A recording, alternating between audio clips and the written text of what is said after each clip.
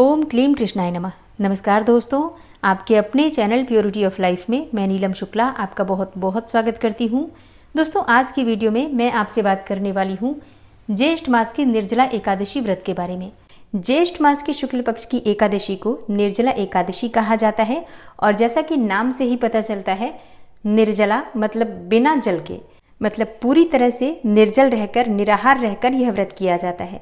और ज्येष्ठ मास की तपती गर्मी में निर्जल रहना एक तपस्या के समान है, इसलिए इस एकादशी का महत्व सभी एकादशियों में श्रेष्ठ माना गया है।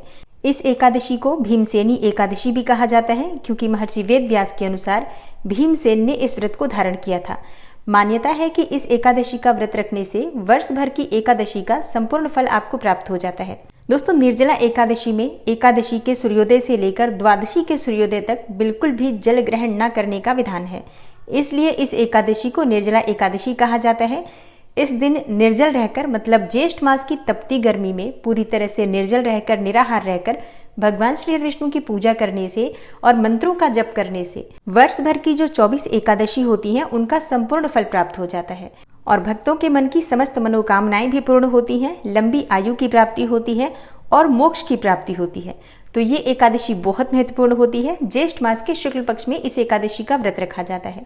आज की वीडियो में मैं आपसे बात करने वाली हूँ कि ज्येष्ठ मास की निर्जला एकादशी कब है, एकादशी की तिथि कब प्रारंभ हो रही है, कब समाप्त हो रही है, व्रत आपको कब धारण करना है और द्वादशी तिथि कब प्रारंभ होगी, कब समाप्त होगी, और निर्जला एकादशी व्रत का पारण आपको किस प्रकार से करना है, आज के दिन किस प्रकार से भगवान श्री विष्णु की पूजा आराधना करनी चाहिए, किन मंत्रों का जप करना चाहिए और किन वस्तुओं का दान करना चाहिए, कौन सा उपाय करना चाहिए, ये संपूर्ण जानकारी आपको आज की वीडियो में मैं शेयर करने वाली हूँ।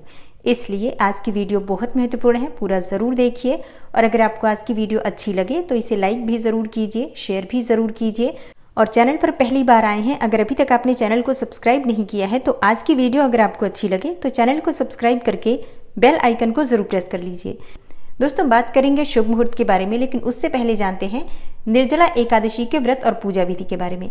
देखिए, जो श्रद्धालु वर्ष भर की एकादशी का व्रत नहीं रख पाते हैं किसी भी कारणवश, ऐसे भक्तों को निर्जला एकादशी का व्रत अवश्य धारण करना चाहिए। वैसे तो जो भक्त हर एकादशी का व्रत धारण करते हैं वो तो करते ही हैं, लेकिन जो लोग नहीं कर पाते हैं, सारी एकादशी नहीं कर पाते हैं, उन्हें विशेष रूप से निर्जला एकादशी का व्रत अवश्य करना चाहिए।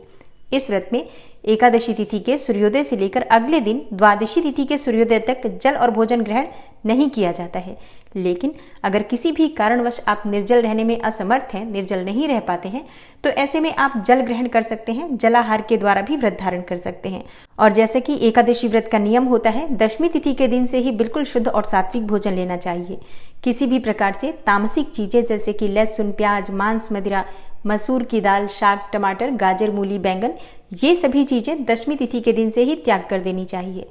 दशमी के दिन शाम को संध्या काल में भोजन नहीं करना चाहिए। सूर्यास्त के बाद अन्न और नमक का सेवन एकादशी के व्रत में वर्जित माना गया है, तो दशमी तिथि के दिन आपको इस बात का ध्यान रखना है। और हाँ, भूमि पर शयन करने का शास्त्रों में विधान है। अगर संभव हो तो भूमि पर शयन कीजिए, नहीं तो अपने बिस्तर की शुद्धता का ध्यान रखिए और ब्रह्मचर्य का पूर्ण रूप से पालन करना चाहिए। ये सभी नियम दशमी तिथि से ही प्रारंभ हो जाते हैं। एकादशी के दिन प्रातःकाल जल्दी उठ जाइए और नित्य कर्मों से निवृत्त होकर स्नान कर लीजिए, साफ स्वच्छ वस्त्र धारण कर लीजिए। और हाँ, जैसे कि एकादशी के व्रत में ये नियम होता है कि किसी पवित्र नदी में स्नान करना चाहिए, लेकिन सभी के लिए ऐसा संभव नहीं हो पाता है। इसलिए अगर आप पवित्र नदी में स्नान करने जा पाते हैं, अत्यंत श्रेष्ठ है। नहीं जा पाते हैं तो अपने घर में भी गंगा जल मिश्रित जल से स्नान कर लीजिए। फिर साफ स्वच्छ वस्त्र धारण करके भगवान सूर्यदेव को जल अर्पित कीजिए। फिर अपने घर के मंदिर में आकर विधि विधान से भगवान श्री विष्णु की पूजा कीजिए। और हाँ, भगवान श्री विष्णु के सामने शुद्ध घी का दीपक जलाकर सबसे पहले अपने व्रत का संकल्प ले लीजिए। देखिए, व्रत में संकल्प लेना अत्यंत आवश्यक है। बिना संकल्प किए आपके व्रत का संपूर्ण फल आपको प्राप्त नहीं होता। अब जैसे कि ये निर्जला एकादशी है, तो अगर आप पूरी तरह से निर्जल रहना चाहते हैं तो अपने हाथ में जल और पुष्प लेकर व्रत का संकल्प लीजिए कि आप पूरी तरह से, मतलब एकादशी के सूर्योदय से लेकर और द्वादशी के सूर्योदय तक बिल्कुल जल ग्रहण नहीं करेंगे, निराहार और निर्जल रहकर एकादशी का व्रत धारण करेंगे।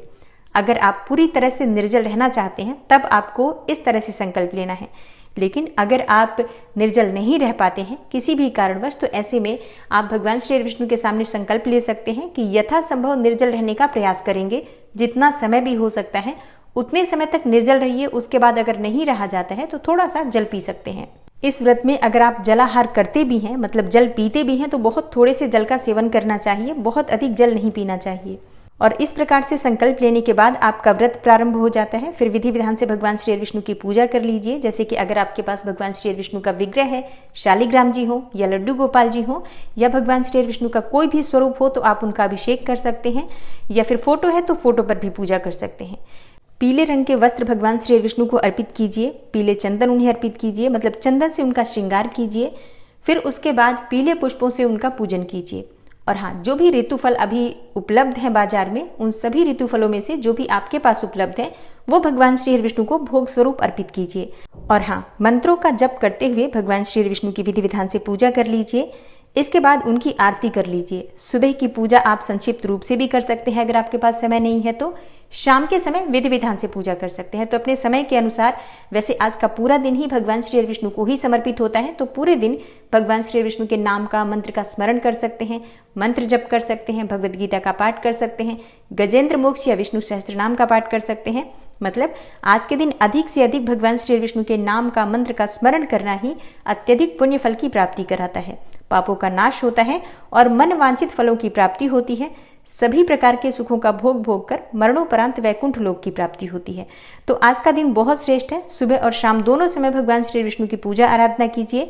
रात्रि में जागरण कीजिए, कीर्तन करते हुए, भजन कीर्तन करते हुए जागरण करने से एकादशी व्रत का संपूर्ण फल भी प्राप्त होता है और मन वांछित कामनाएं भी पूर्ण होती हैं। और अगले दिन यानी कि द्वादशी तिथि के दिन सुबह जल्दी उठकर स्नान इत्यादि से निवृत्त होकर भगवान सूर्यदेव को जल अर्पित कीजिए। फिर अपने घर के मंदिर में भगवान श्री विष्णु की विधि विधान से पूजा कर लीजिए।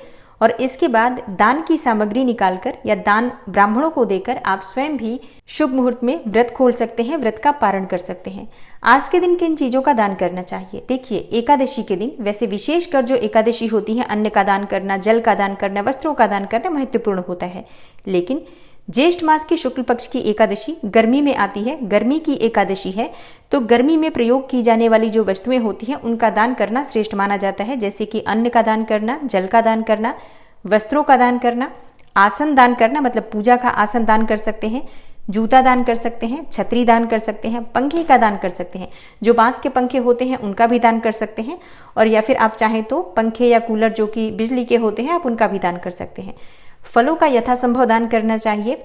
इस दिन कलश का दान, मतलब जल भरकर कलश का दान करने से कहा जाता है कि वर्ष भर की एकादशी का फल प्राप्त हो जाता है। तो जल कलश का दान आपको आज के दिन जरूर करना चाहिए। और जल कलश का दान किस प्रकार से करना चाहिए, विधि क्या होती है, इसके लिए वीडियो आपको आगे मिलेगी। इस बार निर्जला एकादशी की तिथि को लेकर सबके मन में बहुत सारे संशय हैं।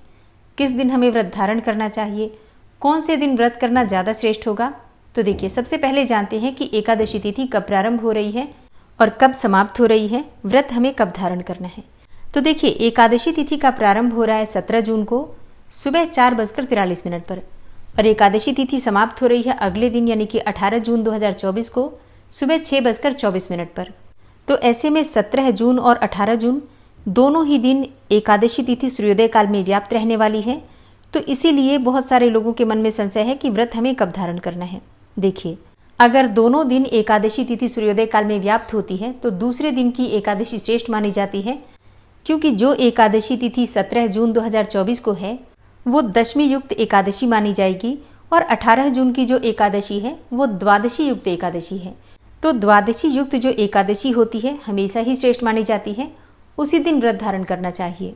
तो वैसे तो 17 जून को पूरे दिन एकादशी रहेगी, लेकिन ये दशमी युक्त एकादशी है। फिर भी बहुत से स्थानों में एकादशी का व्रत 17 जून को भी किया जाएगा और 18 जून को भी कई स्थानों में व्रत किया जाएगा, लेकिन 18 जून 2024 को निर्जला एकादशी का व्रत करना श्रेष्ठ माना जाएगा।